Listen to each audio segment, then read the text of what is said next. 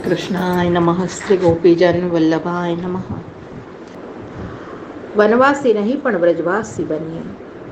શ્રી ગુસાઈજી પ્રભુના ચતુર્થ લાલજી શ્રી ગોકુલેશજી પ્રભુ ડગલે ને પગલે સુબોધ થાય એવા વાર્તા પ્રસંગોની આજ્ઞા કરતા.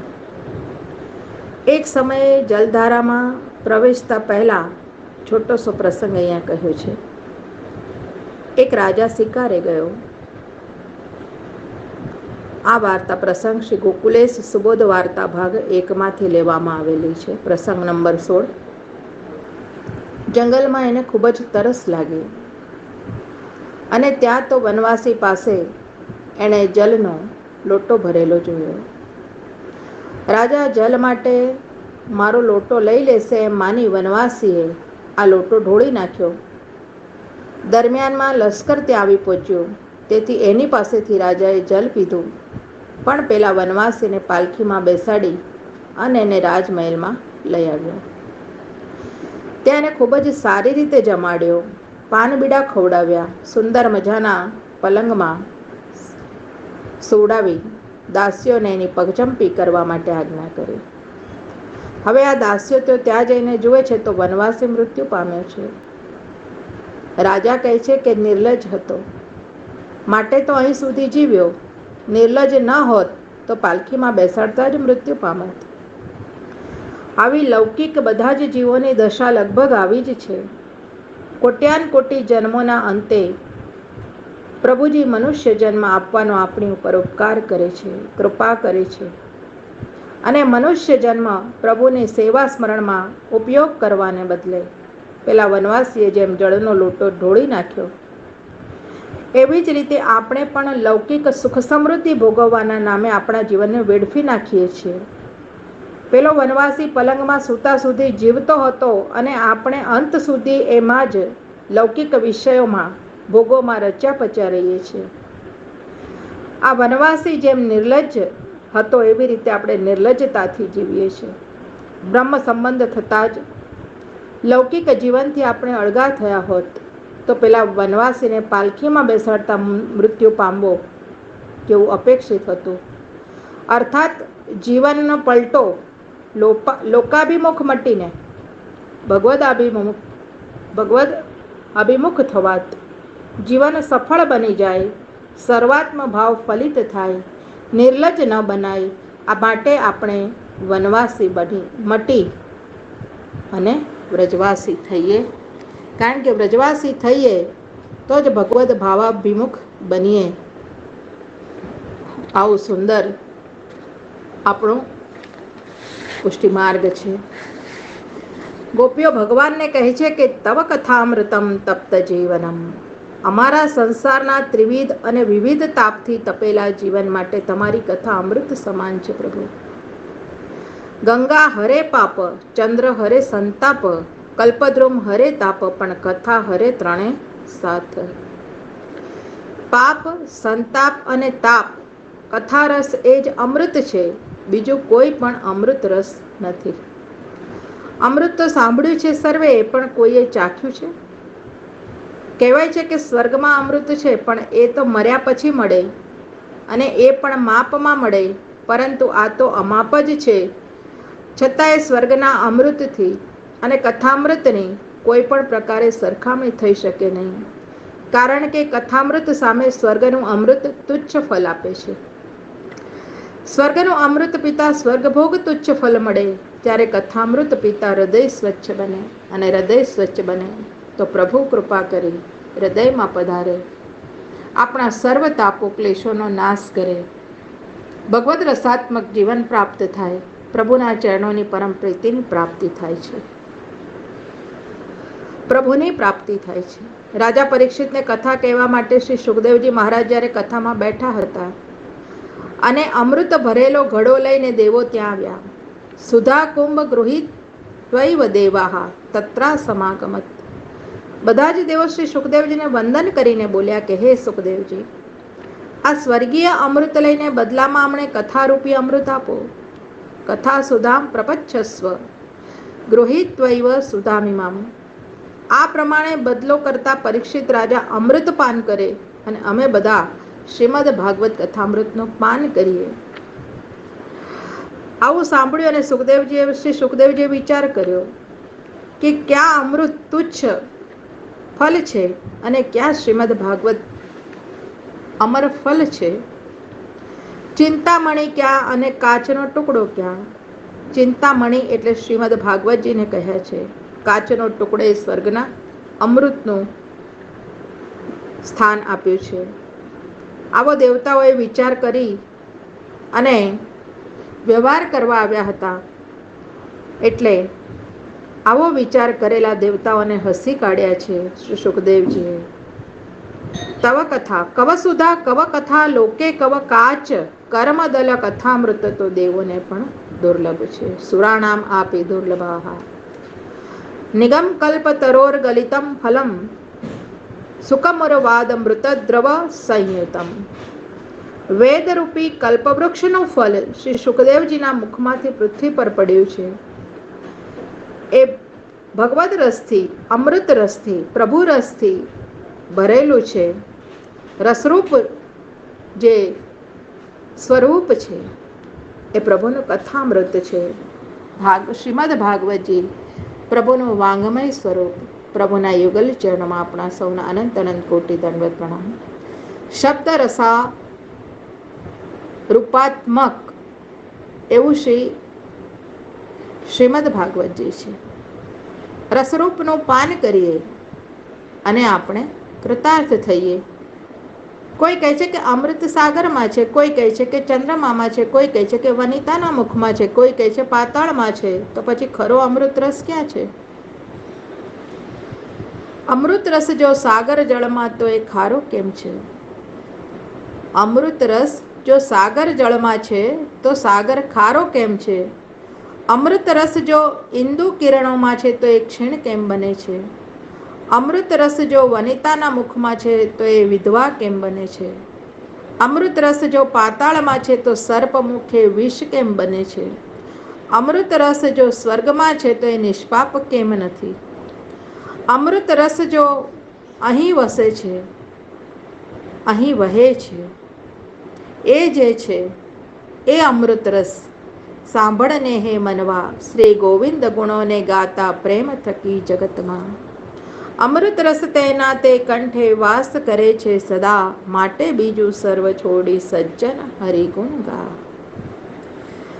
શ્રીમદ ભાગવત કથામૃત પ્રભુનો ભગવદ લીલા રસામૃતને જ અમૃત રસ કહ્યો છે, ચિંતામણી કહ્યો છે. હરિરસ એ તો સિંહણનું દૂધ છે. સિંહણનું દૂધ ફક્ત સુવર્ણના પાત્રમાં જ ઠરે. બીજા કોઈ ધાતુના પાત્રમાં સિંહણનું દૂધ રેડીએ તો એ તૂટી જાય, ફૂટી જાય. સિંહણનું દૂધ ઢોળાય એ પ્રમાણે મનરૂપી પાત્ર જો સુવર્ણમાં જેવું શુદ્ધ રાખીએ, જો પ્રભુમાં મગ્ન રાખીએ, મન પ્રભુના ચરણોમાં સોંપીએ, તો આ પાત્રરૂપી જે કલશ છે, મનરૂપી પાત્રરૂપી કલશ જે છે, એમાં શ્રીજી રસાગુણાનુવાદ રસામૃત રસ રેડાય, અમૃત રસ રેડાય અને એ શુદ્ધ રહે તો એમાં હરિરસ ઠરે.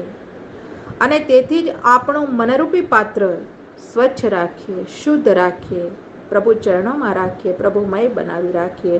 હરિરસ એ સિંહણનું દૂધ છે, માટે જ એને સાચવવા આપણે તૂટેલું ફૂટેલું ધાતુનું પાત્ર ન બનીએ, પણ સુવર્ણનું પાત્ર બનવા પ્રભુને વિનંતી કરીએ. વલ્લભાધીશ કી જય. અત્યારે નૌકા વિહાર જ્યેષ્ઠ માસ છે, ગંગા દશેરા છે. હવે આ નૌકા વિહાર એટલે શું?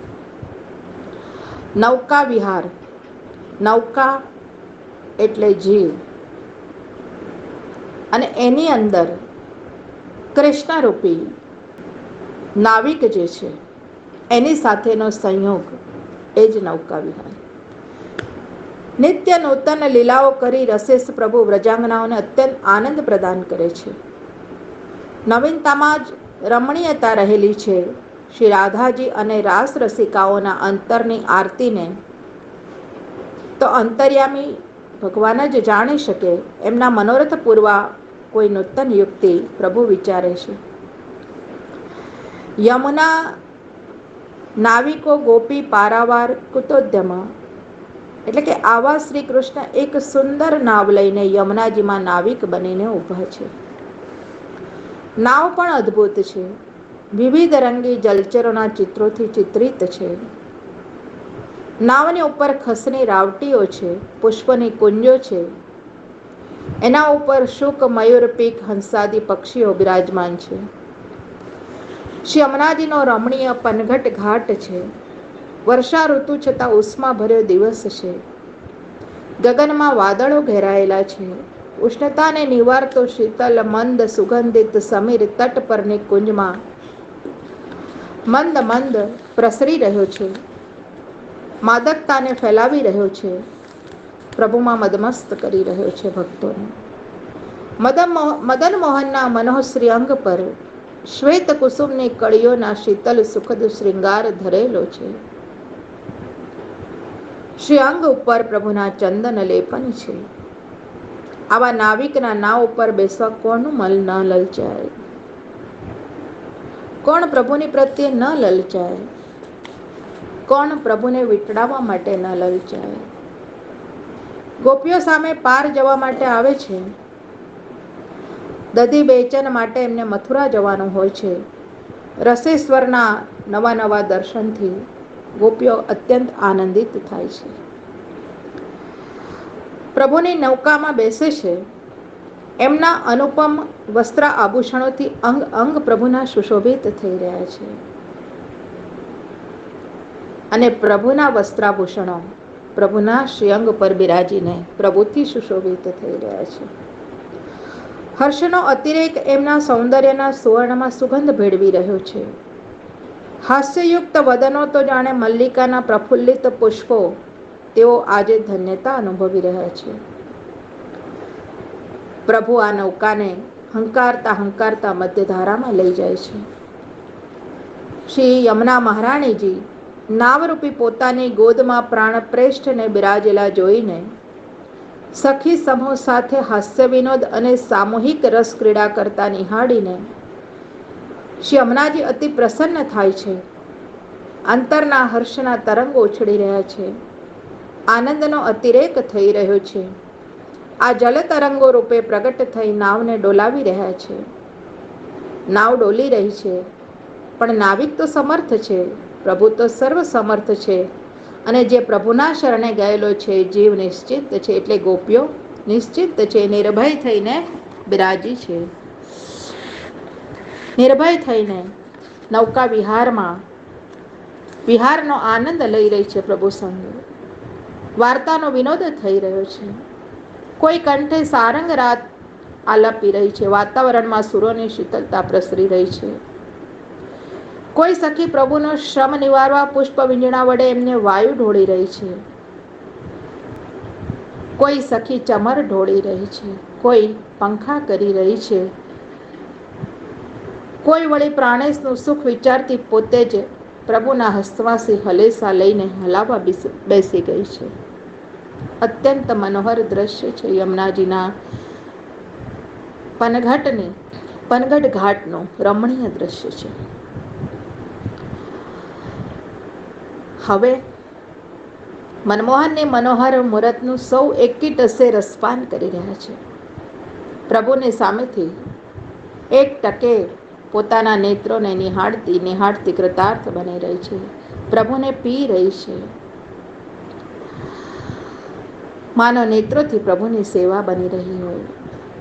પ્રભુ કાંઈ મિશ કરી એમને સ્પર્શ સુખ આપી રહ્યા છે.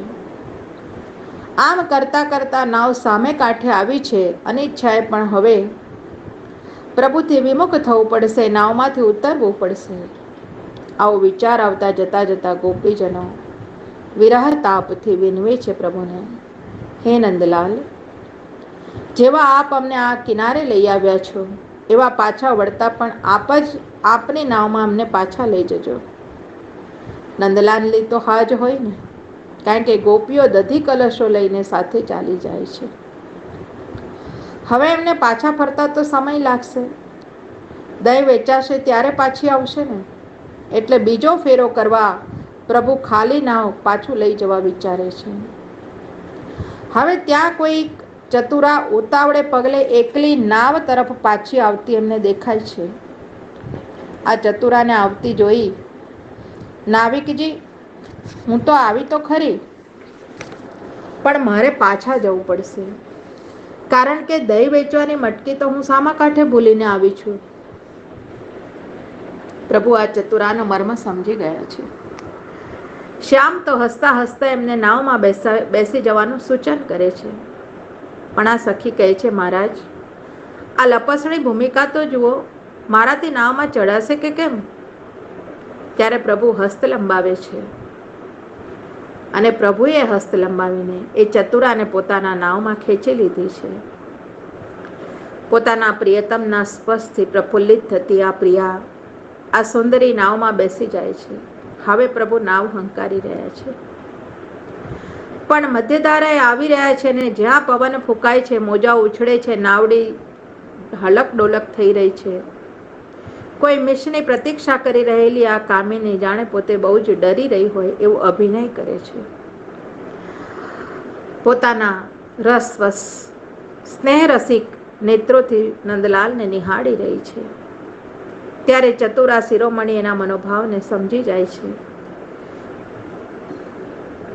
સરકતી સરકતી શ્યામ સુંદરની સોડમાં જઈને લપાઈ જાય છે અને એકાંતમાં પ્રાણેશ એ પ્રિયાની રસતૃષાને છુપાવે છે. આ પ્રિયા શ્રી સ્વામીજી છે. ત્યારે ગગનમાં છવાયેલો મેઘ એમનો સુરત શ્રમ નિવારવા ઝીણી ઝીણી ઝરમર ઝરમર ધારાઓ વરસાવી એ બુંદો કૃતાર્થ થઈ રહી છે. જલ શિખરોથી આર્દ્ર બનેલો શીતલ વાયુ મંદ મંદ વાઈને પ્રસ્વેદ દૂર કરી રહ્યો છે.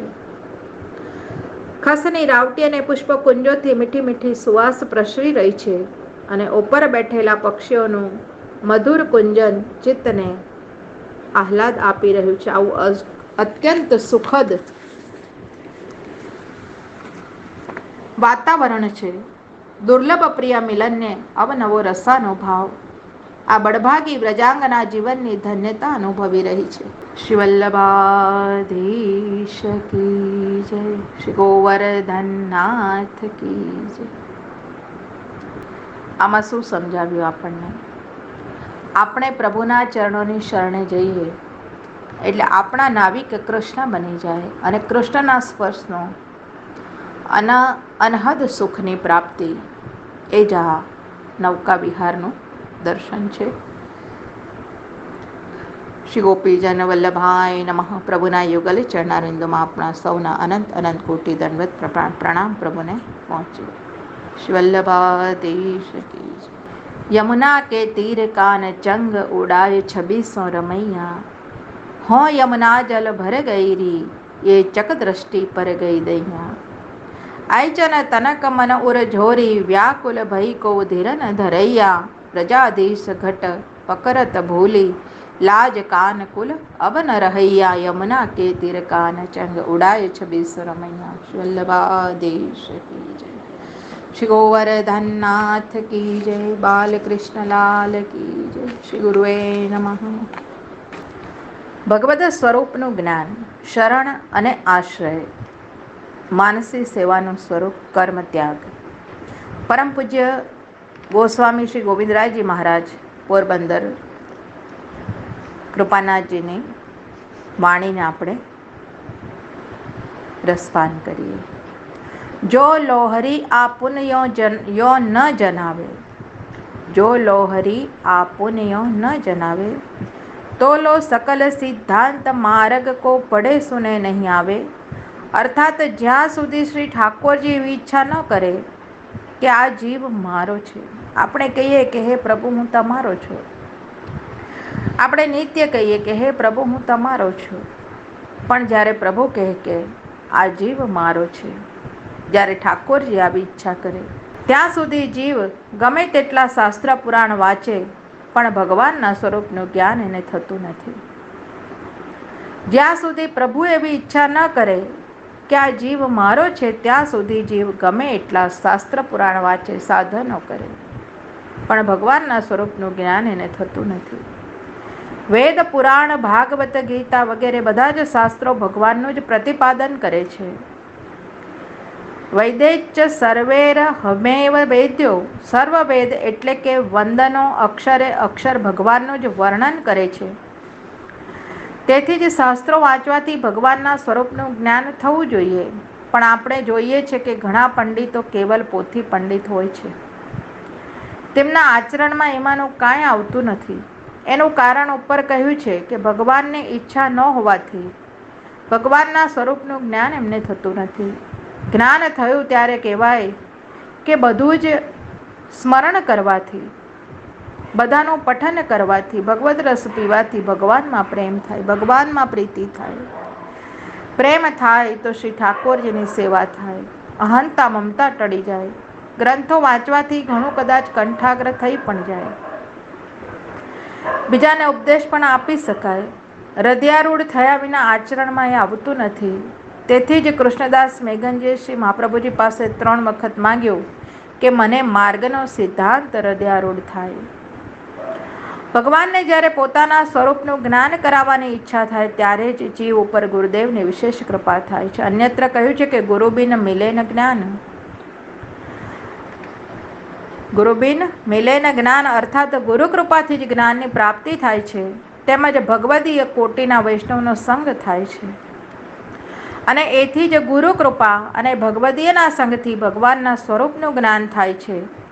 અને પછી શાસ્ત્ર પુરાણ વાંચ્યા હોય તો ભલે અને ન વાંચ્યા હોય તો ભલે. શરણ અને આશ્રય બંને જુદા છે. શરણે જવું એ જીવનો ધર્મ છે. જીવ જ ભગવાનને શરણે જાય છે અને આશ્રય આપવો એ ભગવાનનો ધર્મ છે. જીવ શરણે જાય તો ભગવાન આશ્રય આપે. ધર્મરૂપ શરણના આચરણથી જ ધર્મીરૂપ પ્રભુની પ્રાપ્તિ થાય છે. આ વાત શ્રી વલ્લભ વચનોમાં તદાશ્રય અને તદિપત્ય કહેવાય છે. આપણે જોઈએ કે કોઈ મનુષ્યને સાથે મહાન ભય એના માથે આવી પડ્યો હોય અને ત્યારે કોઈ સમર્થ પુરુષના શરણે જાય તો એ સમર્થ પુરુષ એનું આપત્તિમાંથી રક્ષણ કરે છે. અને એ સમર્થ પુરુષ છે આપણા ગુરુચરણ. એવી જ રીતે જીવ સંસારના ભયથી ભગવાનના શરણે જાય અને ભગવાન એને આશ્રય આપે છે. એને સંસારની અહંતા મમતાથી મુક્ત કરે છે. પોતાના શરણે લીધેલા જીવનો પ્રભુ કલ્યાણ કરે છે. વલ્લભાધીશ કી જય. હવે આપણે આગળ જોઈએ અધ્યાય 64માં. વલ્લભાધીશ કી જય. ગઈકાલે આપણે બાણાસુર વૃત્તાંતનું દર્શન કર્યું. શ્રી વલ્લભ કૃપા ગુરુ કૃપા ગોવિંદ કૃપા તેજાપ્યમ. હવે શ્રી કૃષ્ણએ નૃગ રાજાને શ્રાપ મુક્ત કર્યા છે. એકદો પવનમ રાજત જયુમુર્ય ડુક્રુમારકાહ વિહર્તુ સાંવ પ્રદ્યુમ્ન ચારુમાનુ ગદાદય. શ્રી સુખદેવજી આજ્ઞા કરે છે કે હે રાજા પરીક્ષિત, એક વખત દ્વારિકા નગરીમાં યાદવોના બાળકો ફરતા ફરતા દ્વારિકામાંથી જરા બહારના ભાગમાં રમતા રમતા ગયા અને ત્યાં એક કૂવા જેવો ઊંડો ખાડો હતો. એમાં યાદવોના બાળકોએ જોયું કે એક પર્વતાકાર મોટો એક જીવ પડેલો છે. હવે આ કૂવામાંથી આ જીવને કાઢવા માટે આ યાદવોના બાળકો ચામડાના દોરડા તેમજ બીજા દોરડાથી એને બહાર ખેંચી કાઢવાનો ઘણો પ્રયત્ન કર્યો, પરંતુ આ જીવ બહાર નીકળી શક્યો નહીં. બધા યદુકુમારો આવડો મોટો જીવ એમને કોઈ દિવસ જોયેલો નહોતો, માટે શ્રી કૃષ્ણ પ્રભુને ત્યાં લઈ ગયા. પ્રભુને જઈને દેખાડ્યો. એને જોઈ બધાએ ઓળખી કાઢ્યો કે આ તો કાચંડો છે. આ સમયે ભગવાને ખાડામાં ઉતર્યા. પોતાના સ્વબલે એ ખેલવા માત્રમાં તો પોતાના હસ્તથી આ કાચંડાને બહાર પકડીને કાઢ્યો. હવે એને બહાર કાઢ્યો એટલે ભગવાનના હસ્તનો સ્પર્શ થયો. ભગવાનના હસ્તનો સ્પર્શ થવા માત્રથી એને દિવ્ય દેવ જેવું સ્વરૂપ ધારણ કરી. મસ્તક પર કિરીટ મુકુટ, કાનમાં કુંડળો, પીળા પીતાંબરો ધારણ કરી ભગવાનના ચરણારવિંદમાં મુકુટ સહિત સાષ્ટાંગ દંડવત પ્રણામ કર્યા. આ કાચંડાનો પ્રભુએ ઉદ્ધાર કર્યો.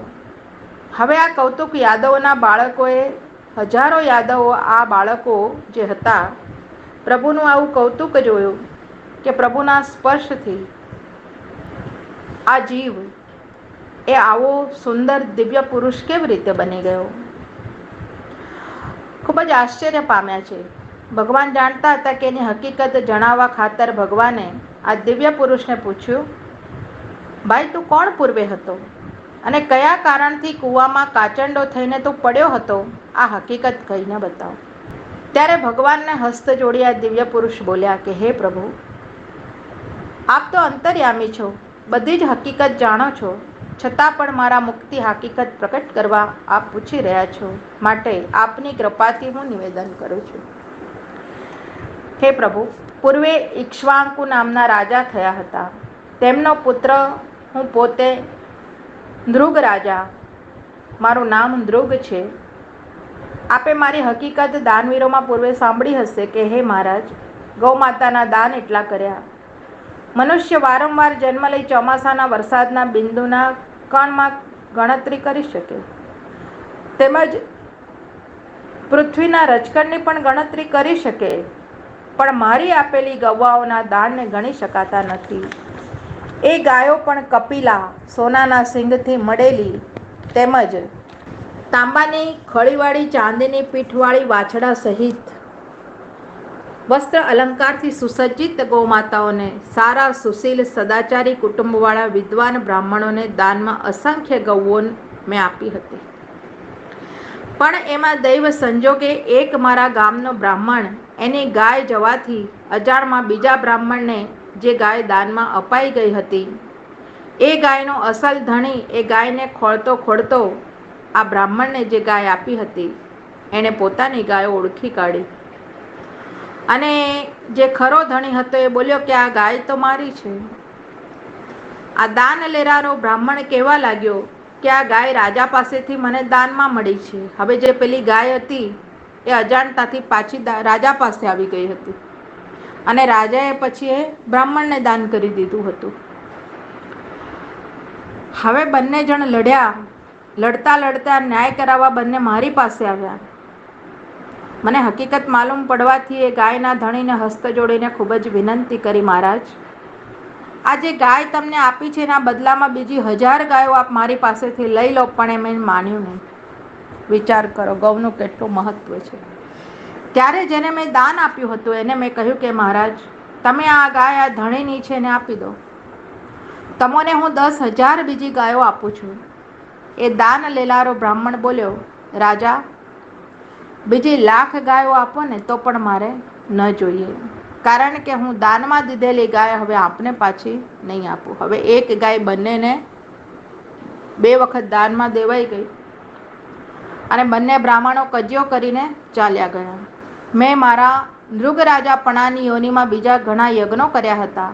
બ્રાહ્મણોને રત્નોના સુવર્ણના દાન આપ્યા હતા, કન્યાદાન કર્યા હતા, પણ મારે કશું પણ ઉપયોગમાં કામમાં આવ્યું નહીં. અંતે તો આ બધા દાન આપવા છતાં મારે મરવાના સમયમાં યમદૂતો મને તેડવા આવ્યા, મને યમલોકમાં લઈ ગયા. યમરાજાએ મને કહ્યું કે પહેલા પાપનો દંડ ભોગવશો કે દાનમાં પુણ્યફળ ભોગવશો. મેં વિચાર કર્યો, એક વાર તો દંડ પહેલા ભોગવી લેવો ઠીક છે પાપનો, પછી જ હું પુણ્યનું ફળ ભોગવીશ. અને આ પાપનો દંડ મને આ ગિરગિટની યોની કાચંડોમાં નાખ્યો, અને અત્યારે હું આ કૂવામાં પડ્યો છું. અત્યારે આપના શ્રીહસ્ત્રો મને સ્પર્શ થયો છે, મને પૂર્વજન્મ બધા યાદ આવી ગયા.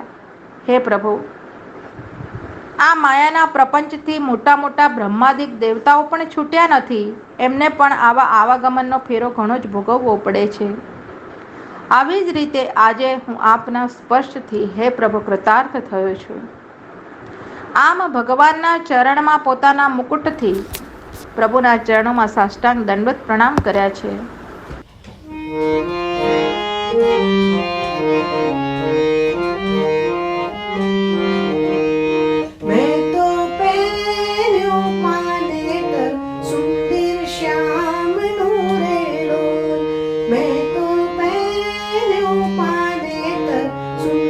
શ્યામ નું રે